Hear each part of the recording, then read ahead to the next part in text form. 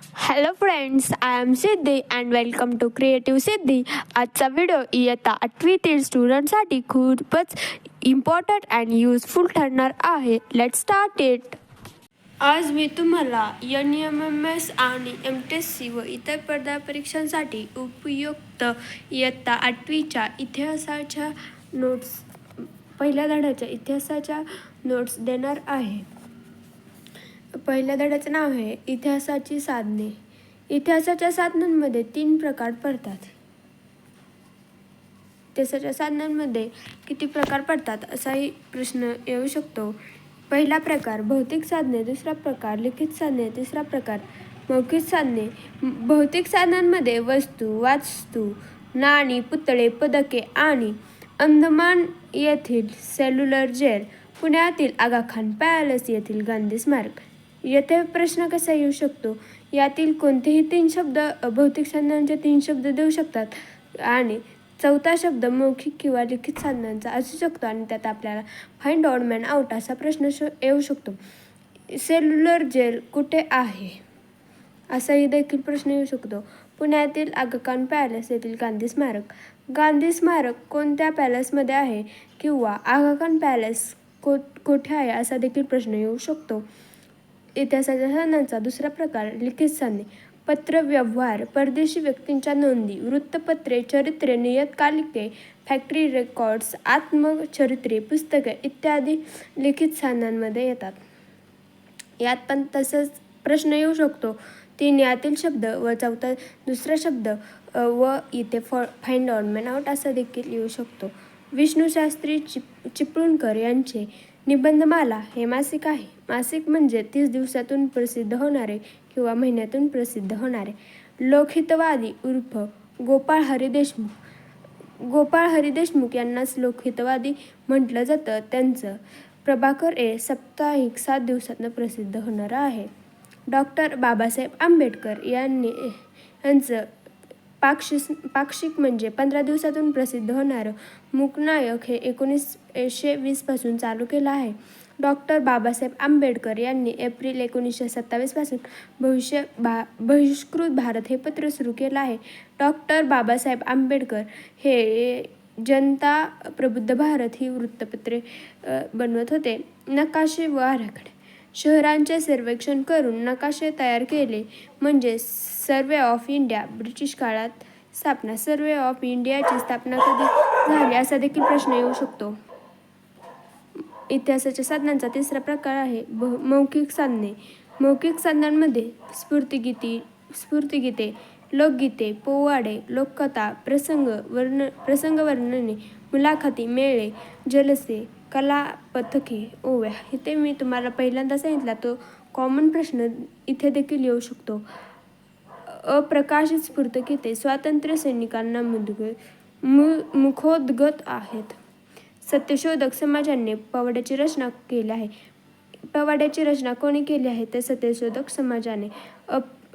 स्फूर्तिगीते स्वातंत्र्य सैनिकांना कोणती स्फूर्तिगीते स्वातंत्र्य सैनिकांना मुद्गत आहे असा प्रश्न येऊ शकतो. दृकश्राव्य आणि दृकश्राव्य साधने. आधुनिक काळात इतिहासाच्या विकासामुळे छायाचित्रण, ध्वनिमुद्रित चित्रपट इत्यादी साधनांचे साधने म्हणून वापर करीत असे. छायाचित्रे हे एक दृक स्वरूपाचे साधन आहे. छायाचित्रे हे कोणत्या स्वरूपाचे साधन आहे तर दृक स्वरूपाचे साधन आहे. व्यक्तीच्या छायाचित्रावरून ती कशी दिसत होती, तिचा पेहराव कसा होता याविषयी माहिती मिळते. यासंबंधित प्रसंग वास्तू किंवा वस्तूचे छायाचित्रण त्याचे स्वरूप लक्षात येते. ध्वनिमुद्रिते म्हणजे रेकॉर्ड्स. हे ध्वनिमुद्रिते किंवा रेकॉर्ड्स हे इतिहासाची श्राव्य स्वरूपाची साधने आहेत. दृक म्हणजे आपण बघितलं छायाचित्रे आणि श्राव्य म्हणजे ध्वनिमुद्रिते रेकॉर्ड्स. रवींद्रनाथ टागोर यांनी गायलेले जनगणमन. राष्ट्रगीत हे कोणी लिहिले असा देखील इथं प्रश्न येऊ शकतो किंवा कोणी गायले असा पण येऊ शकतो. सुभाषचंद्र बोस यांचे भाषण हे देखील श्राव्य स्वरूपाची साधने यामध्ये येते. थर्ड आहे चित्रपट. चित्रपट हा आधुनिक तंत्रज्ञानाचा आगळा आविष्कार मानला जातो. याची 20व्या शतकात प्रगती झाली. चित्रपटाची 20व्या शतकात प्रगती झाली. दादासाहेब फाळकेंनी इसवी 1913 मध्ये भारतीय चित्रपट सृष्टीची मुहूर्तमेढ मोडली.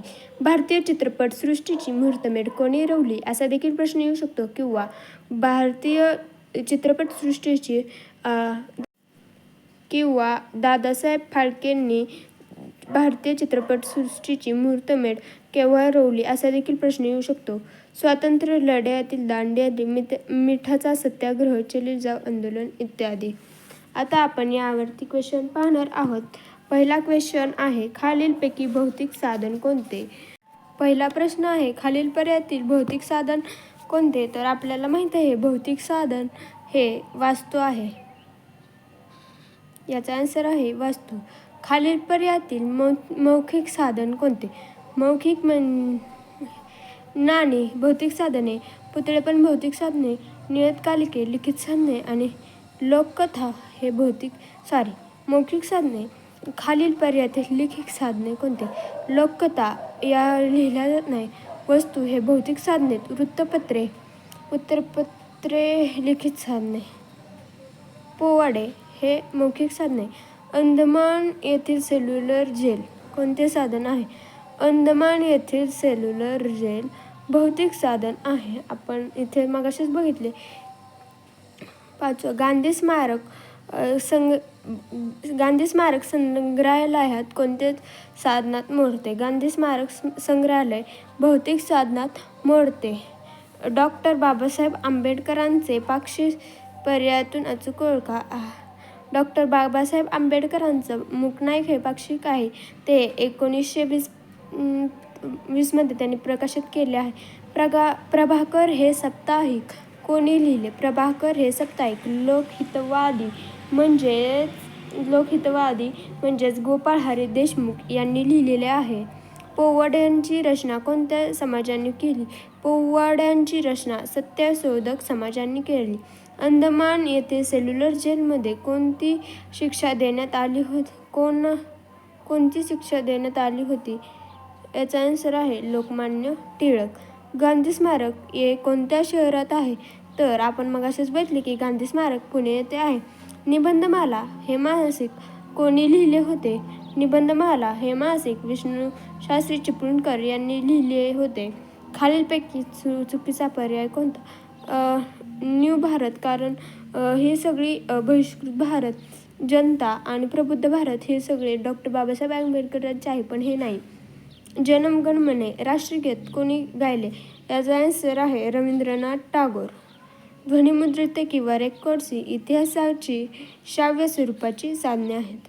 भारतीय चित्रपट सृष्टीची मुहूर्तमेढ 1913 मध्ये रोवली. तुम्ही वेळात वेळ काढून क्रिएटिव्ह सिद्धी या चॅनलचा NMMS साठी इतिहासाची साधने या धड्याच्या नोट्सचा व्हिडिओ पाहिला त्याबद्दल मी तुमचे खूप खूप धन्यवाद मानते. मी आशा करते की तुम्ही सर्वजण माझ्याच चॅनलला क्रिएटिव्ह सिद्धी या चॅनलला सबस्क्राईब कराल, लाईक कराल आणि शेअर कराल. धन्यवाद.